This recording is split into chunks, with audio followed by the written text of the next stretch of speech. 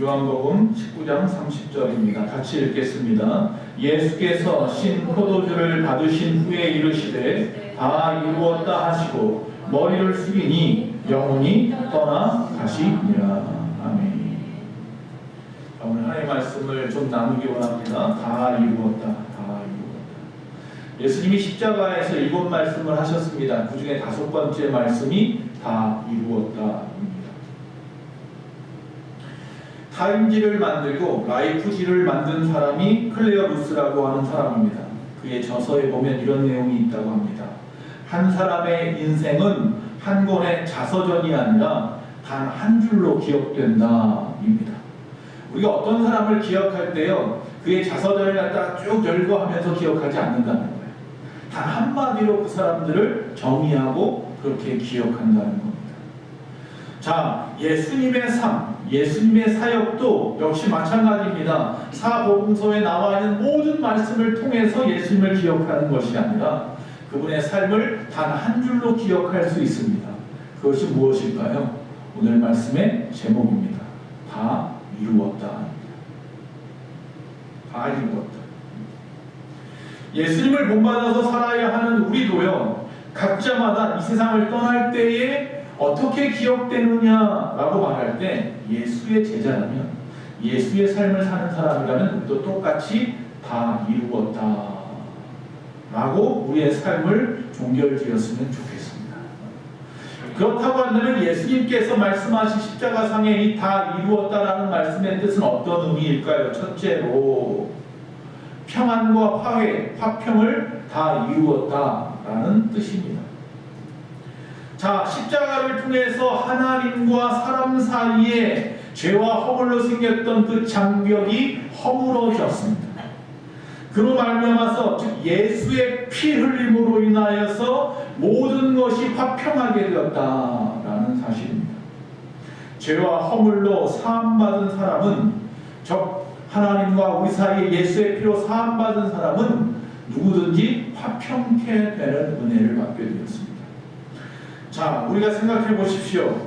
아버지께서 범한 큰 죄를 아버지에게 범한 큰 죄를 아버지께서 용서해 주셨다고 한다면 우리 이웃들이 우리에게 범한 그 작은 죄를 용서할 수 있겠습니까? 없겠습니까?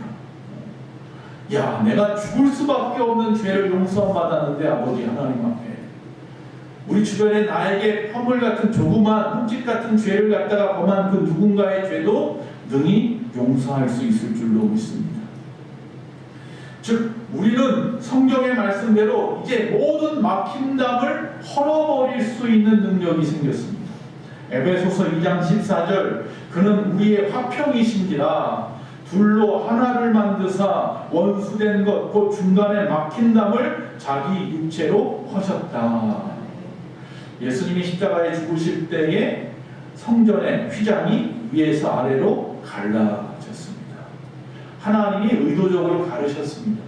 이제 예수 그리스도로 말미암아 하나님과 우리가 대면할 수 있는, 막혔던 모든 것이 허물어지고 화해 역사가 이루어진 그 놀라운 일이 이루어졌다는 이야기입니다.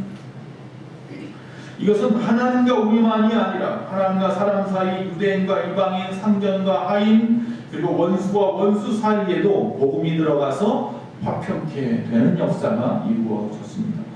1813년에 제인 오스틴이라고 하는 여사가 쓴 책이 오만과 편견입니다. 저도 여기 이 소설은 소설로 읽지 않고 영화로 봤던 기억이 있습니다. 주제는 그겁니다. 즉 부유한 사람들은 부유한 사람대로, 가난한 사람들은 또 가난한 사람대로 모두가 다 나름대로의 오만과 편견을 가지고 산다라는 것입니다. 그래서 그 결과 사람들 사이에 장벽이 생기고 그것으로 말미암아 서로 다 등을 돌리고 살아간다는 겁니다. 그런데 이 등을 돌리고 살아가고 장벽이 생긴 이 오만과 편견한 인간들을 향하여서 오로지 한 가지 방법, 십자가의 능력만이 그 오만과 편견을 무너뜨리고 모든 사람과 더불어 화평할 수 있게 할 수 있다라는 사실인 거죠. 두 번째, 다 이루었다라는 말씀은요, 우리를 화평케 했다는 말씀 이어서 바로 성육신의 사명을 다 이루었다는 것입니다. 성육신이 뭡니까? 하나님이신데 그 하나님이 인간의 몸을 입고 이 땅에 오셨다는 거죠.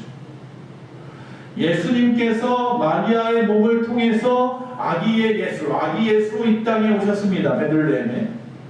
그때부터 33년간 인간의 몸으로 살으셨습니다. 자, 그분을 우리는 성경에서 둘째 아담이라고 말합니다. 첫째 아담인 인간 아담이 에덴에서 지은 죄로 말미암아 하나님과 우리 사이가 분리되었는데, 우리 안에 죄가 들어왔는데, 이제 둘째 아담 되시는 예수님께서 그 모든 것을 화평케 하시고 우리를 하나님께로 되돌려 놓으셨죠. 그가 둘째 아담이라고 말하는 것은 그가 인간의 몸을 입고 이 땅에 오셨기 때문인 거예요. 자, 성경에 보면 이 7가지 십자가상에서의 말씀 중에 보면 어떤 말씀이 그 앞에 있느냐면, 다 이루었다는 말씀 바로 앞에 있는 말씀이 내가 목마르다. 내가 목마르다. 자, 예수님이 십자가에서 가장 인간적인 절규를 하는 말씀이 내가 목마르다입니다. 즉 우리와 다른 어떤 슈퍼맨과 같은 모습으로 십자가를 지시는 게 아닙니다. 흉내만 내는 게 아니에요. 우리와 똑같은 인간의 모습이었기 때문에 그 위에서 모든 물과 피를 흘리시는 예수님도 인간의 모든 고통을 가지고 있었습니다. 그 말씀이 바로 내가 목마르다입니다. 우리와 같은 인간의 모습으로, 인간의 대표자로 십자가를 지셨고 마침내 그 처절한 십자가를 지는 사명으로 말미암아 인간으로 오신 모든 것을 이루는 마지막 사명이 십자가였기 때문에 이제 성육신의 모든 일을 다 이루었다라고 말씀하는 겁니다.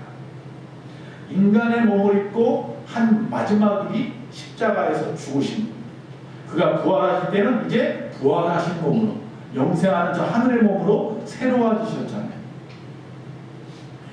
자, 예수님께서 이 땅에 오셔서 이루신 이 다 이루었다는 뜻은 또 어떤 의미가 있냐면, 세 번째, 사망과 사탄의 권세로부터 승리하였다라는 이야기입니다. 즉 예수님이 십자가에서 우리 안에 있는 죄와 사망과 사탄의 권세를 물리치는 작업을 하셨다는 거예요. 그래서 예수님이 십자가에서 죽으신 이 사건은 우리가 생각할 때 사탄이 우리 인간들, 특히 예수님을 그 발꿈치를 상하게 한 것처럼 보일지 모르나, 결국 이 십자가의 사건의 결론은 우리가 오히려 예수님께서 사단의 머리를 쳐버렸다라는 사건이 십자가의 사건인 거예요. 십자가는 육신의 눈으로 보면 발 뒤꿈치를 물리는, 잡히는, 상하는 일일지 몰라도 영의 눈으로 보면 사탄의 머리를 쳐 부셔뜨리는 일이었다라는 사실이에요. 그래서 이제 우리 누구든지 예수의 이름으로 우리의 모든 죄가 사함을 입고, 예수의 이름으로 사망에서 건진받고, 예수의 이름으로 사단의 권세를 물리치게 되었다. 그게 십자가예요. 그게 바로 그 말씀으로 다 이루었다 말씀하는 거예요. 네 번째, 다 이루었다라는 말씀은 말 그대로입니다. 완성했다는 겁니다. 자, 뭘 완성했습니까? 우리가 분명히 알아야 될 것은 예수님께서 십자가에 못 박혀 죽으심으로 말미암아 온 세상이 갑자기 구원받지 않았습니다. 예수님이 십자가에 못 박혀 죽으실 때 바리새인들이 회개하지 않았습니다. 예수님이 십자가에 못 박혀 죽으실 때에 제자들은 다 도망가 버렸네요. 도대체 예수님께서 십자가에 죽으심으로 뭐가 이루어졌습니까? 그 당시 로마 사람들도 안 믿고 바리새인들도 안 믿고 제자들도 도망가고, 아직 끝내기에는 할 일이 너무나 많아 보이는데 십자가에서 죽으십니다. 그러면서 다 이루었다고 말씀을 하십니다. 그러나 우리가 생각해야 될 것은 예수님께서 이 땅에 오셔서 해야 할 일은 거기까지였던 거예요. 십자가에 죽으시는 것까지가 인간의 몸을 입고 오신 앞에서 말한 그 사명의 완성이었던 거예요. 우리의 삶도 이와 같습니다. 하나님께서 우리를 부르시는 날에 우리는 세상의 모든 것을 다 놓고 훅훅 털어버리고 떠나갈 수 있어야 합니다. 이 땅에 목매지 마십시오. 이 땅에 무엇인가에 대해서 눈길 주고 거기에 미련 두고 그러지 마시라는 겁니다. 잘 생각하십시오. 하나님께서 나를 불러가시는 것은요, 나를 통해 이 땅에서 이루실 것을 다 이루었기 때문인 거예요. 그래서 제가 역으로 말씀드리는 거잖아요. 우리가 아직 이 땅에 사명이 있다면 우리는 아직 이 땅에 아무리 병들었어도 아무리 어려워도 살 것입니다. 바울도 디모데후서 4장 7절에 말합니다. 나는 선한 싸움을 싸우고 나의 달려갈 길을 마치고 믿음을 지켰으니 나의 달려갈 길을 다 마치면 후회함이 없다라고 말합니다. 역시 바울도 마찬가지잖아요. 그도 역시 잡혀가서 목이 잘려 죽었는데 뭘 다 이뤘다는 겁니까? 그 당시 네로 황제가 등이 양명하게 살아있는데 뭘 다 이뤘다는 겁니까? 바울이 죽음으로 말미암아서 오히려 많은 그리스도인들이 잡혀가게 되었고 더 많은 사람들이 핍박받게 됐는데 뭘 다 이뤘다는 겁니까? 그런데 예수님도 그렇고 바울도 그렇고 다 이루었다고 말합니다. 그것은 하나님께서 그에게 허락하신 일을 다 이루었기 때문입니다. 즉 다시 말하면 내가 책임지려 하지 말아야 합니다. 나는 그저 하나님의 도구입니다. 종이에요. 하나님의 필요에 따라 쓰시다가 버리시면 버려져야 할 존재인 겁니다. 내가 더 무엇을 하려고 욕심부릴 필요도 없습니다. 나에게 주어진 상황에서 최선을 다하면 되는 겁니다. 하나님은 우리에게 정한 지경을 주셨습니다. 그것을 다 이루고 가면 된다는 것입니다. 다섯 번째, 다 이루었다라는 말씀은요, 그가 만족했다라는 이야기입니다. 이 일을 통한 십자가의 죽으심으로 기쁨과 만족을 이루었다라는 것입니다. 예수님은 인류 역사상 사람으로서 가장 완전하고 가장 온전한 모습으로 이 땅에 오셔서 하나님의 뜻에 온전하게 순종하셨습니다. 이게 바로 십자가죠.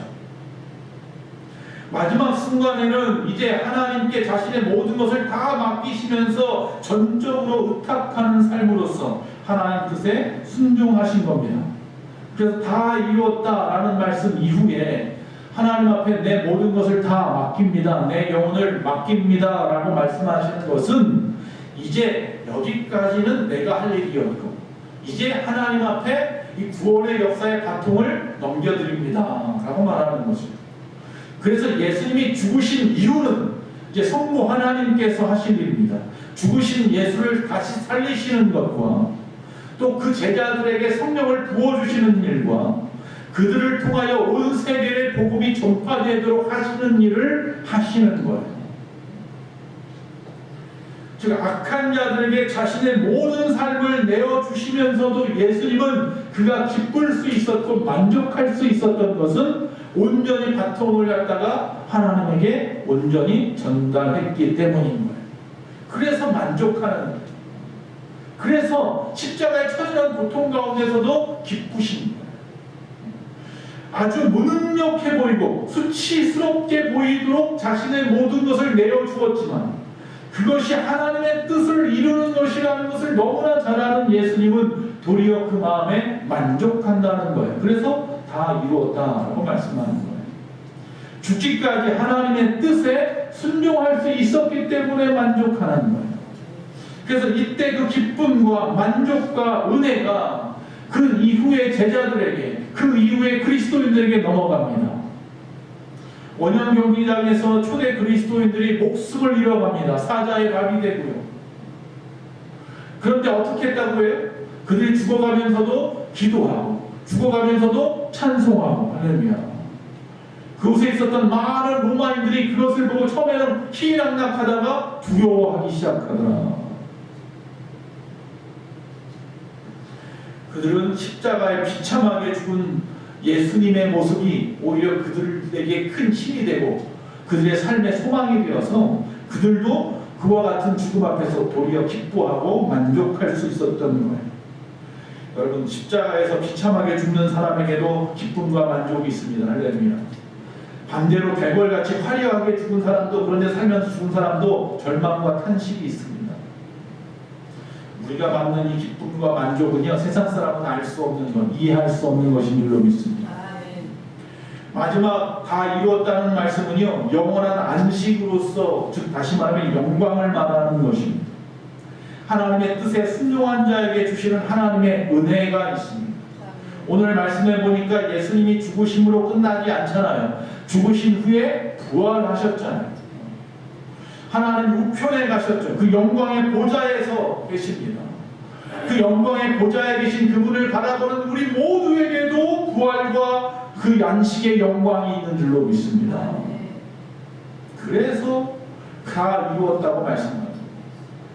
내가 하나님 앞에 영광을 받았고 하나님의 영광을 돌렸고 이제 나를 바라보는 자마다 그 누구도 구원을 받고 안식을 얻고 하나님의 영광을 돌릴 것이기에 다 이루었다 말씀하시는 겁니다. 윌리엄 보든이라고 하는 사람이 있었습니다. 윌리엄 보든이라는 사람이 아주 큰, 자기 부모가 큰 부자예요. 아주 대부호입니다. 그런데 고등학교 졸업 후에 세계 일주 여행을 다녀오게 됩니다. 그가 아시아와 아프리카 등을 돌아보게 되었습니다. 세계 곳곳을 다니다 보니까 아주 불쌍하고 가난하고 질병에 시달리고 고통받는 사람들을 너무 많이 만나게 되었습니다. 그 마음에 큰 충격을 받았습니다. 마음에 큰 부담을 가지게 되었습니다. 그래서 부모님 앞에 편지를 썼습니다. 저는 일생을 이제부터 전도하는 일에, 그 일에 대한 준비하는 일에 바치겠습니다. 저 죽어가는 사람들, 고통받는 사람들을 항상 내버려 둘 수 없습니다. 이런 결심을 하고 나서 그가 늘 가지고 다니는 성경책이 있는데 그 성경책에다가 어떤 말을 썼느냐면 이런 말을 썼어요. 앞에 제가 써놨는데 사진을 보여주시면 맨 위에 써있는 말이에요. No reserve 이렇게 써있었어요. 이게 뭐냐면 나는 이제부터 아무것도 남기지 않겠습니다. 하나님 앞에 다 돌려드리겠습니다. 가난한 자에게 다 퍼주겠습니다. 자, 그가 예일 대학을 졸업하고 나서 곧바로 거기서 끝나지 않고 프리스턴이라고 하는 신학교에 들어가서 공부를 하고 선교사 과정을 마쳤습니다. 그리고 나서 다시 또 성경에다가 이렇게 기록을 했습니다. 졸업할 때 로 이브리시라고 썼습니다. 리트리시라고 썼습니다. 이 말은 뭐냐면 후퇴하지 않겠다. 절대로 물러서지 않겠습니다. 사람이 살아가다 보면 후회할 때가 있잖아요. 이 사람은 그러지 않기로 마음을 먹었습니다. 절대 물러서지 않을 것입니다. 부모님이 돌아가시고 막대한 엄청난 유산을 물려받았습니다. 그의 나이가 26살입니다. 그 나이에 그 막대한 유산을 갖다 어떻게 했느냐면 이슬람 선교를 위해서 다 헌금해버렸습니다. 그리고 맨몸으로 그가 선교를 떠났습니다. 선교를 떠난 지 4달밖에 안 되어서 그만 척수뇌막염이라고 하는 병에 걸렸습니다. 그리고 한 달 만에 죽었습니다. 그 나이 26살이었습니다. 그가 청소년 시절에 푸른 꿈을 가지고 열심히 공부하고 신학도 마치고 선교사 준비를 해서 드디어 출발한 지 몇 달 되지 않아서 죽음이 되어서 돌아온 겁니다. 주변에 많은 사람들은 혀를 찹니다. 아이고 불쌍해라. 하나님의 뜻이 아니었던 거야. 헛된 일을 했구만. 이렇게 말을 했습니다. 그런데 나중에 그가 죽음이 되어서 시체로 돌아왔는데 그의 유언장에 써있는 한 단어가 나왔습니다. No regret. 다시 말하면 절대 후회하지 않는다. 죽는 순간에도 그는 후회하지 않았습니다. 그리스도에 대한 믿음, 그 사랑, 소망을 떠나서는 그의 삶을 설명할 길이 없습니다. 세상 사람들은 이러한 삶을 실패한 삶, 버려진 삶이라고 할 수 있습니다. 그러나 하나님 나라에선 가장 성공한 삶이고 하나님께서 영광 받으실 만한 삶이었던 겁니다. 그가 직접 살아서 전도한 사람은 거의 없었지만 그가 죽어서 더 다른 영향력을 끼쳤는데 그 일을 알고 그 소식을 들은 많은 사람들이 선교사가 되겠다고 불같이 일어났다고 합니다. 그 수많은 사람들이 선교의 헌신의 삶을 살게 되었다고 합니다. 윌리엄 보든 그토록 짧은 삶을 살았지만 하나님의 섭리 가운데 이미 그렇게 정해진 삶을 살았던 거였고 그것은 바로 후회하지 않았던 그의 삶처럼 다 이루었던 삶이었던 거예요. 바로 예수님처럼 말입니다. 예수님처럼 다 이루었다라고 당당히 말할 수 있었던 겁니다. 그의 전 생애를 추적했을 때 바로 다 이루었다는 거죠. 이처럼 우리도 이 땅에 살아가면서 세상의 것은 다 못 이루어도 상관없어요. 천국 가는데 아무런 의미 없잖아요. 내가 이 땅에서 천국 갈 준비하는 거, 내 가족과 내 이웃을 향하여, 교회를 향하여 하나님이 나에게 주신 그 사명을 다 감당하는 거, 거기에 목숨 바치셔야 합니다. 과연 나는 어떤 말을 마지막에 듣고 쓸 수 있을지. 십자가에 대해서 짧게 좀 생각해보면, 첫째로 십자가는요 기독교의 근간입니다. 십자가 없이는 기독교를 말할 수 없습니다. 그렇다고 십자가가 우상이 되어서는 절대로 안 되겠죠. 마틴 루터가 종교개혁을 했을 때 그가 말한 것은 기독교 신학은 십자가 신학이다라는 거였습니다. 그래서 에밀 브루너라고 하는 신학자는 이 종교개혁에 대해서 십자가 신학이라고 말하면서 이렇게 말을 했습니다. 십자가는 기독교 신앙의 상징이고 교회의 상징이며 예수 그리스도 안에 있는 하나님의 계시의 상징이다. 오직 믿음, 오직 하나님의 영광을 위했던 종교개혁의 모든 투쟁은 단지 십자가의 바른 해석을 위한 투쟁이었다. 그 이전에 가톨릭이 십자가의 의미를 퇴색했기 때문에 그것을 다시 바로잡겠다는 투쟁이 종교개혁이었다라고 말하는 것입니다. 십자가를 바르게 이해하는 사람은 성경을 이해하는 사람입니다. 십자가를 바르게 이해하는 사람이 예수님을 이해하는 사람입니다. 십자가 안에는 복음이, 하나님의 사랑이, 그 계시의 모든 원천이 다 들어 있습니다. 하나님의 차원에서, 가장 인격적인 차원에서 하나님의 뜻과 그 섭리를 계시하는 것이 십자가입니다. 그러나 사람들은 이 고난의 십자가는 생각지 않고 그저 하나님의 능력만을 구합니다. 기적 안에서 하나님의 사랑을 경험함으로 내가 믿는다라고 착각합니다. 그래서 성경에 보면 수많은 기적들이 나타납니다.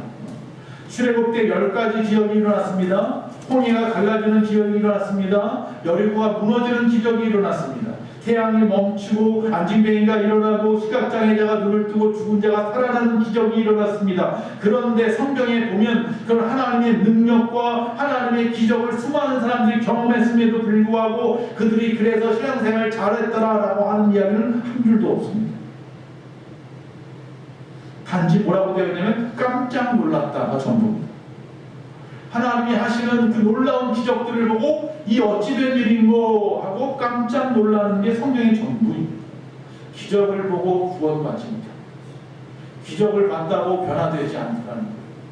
순간적으로 깜짝 놀라는 거예요. 그래서 두 번째 생각할 수 있는 십자가는요, 기적으로 사람이 중생하지 않는다는 것을 가르쳐 주는 겁니다. 기적은 그저 잠깐 놀랐다가 시간이 지나면 다 잊어버려지는 것입니다. 가장 인격적인 방법은 뭐냐 하면 우리를 변화시키는 것은 즉 십자가입니다. 하나님을 만나고 경험하는 자는 바로 십자가 안에서입니다. 십자가 안에서 하나님을 만나고 경험하는 자들이 완전히 새로운 삶으로 변화되는 것입니다.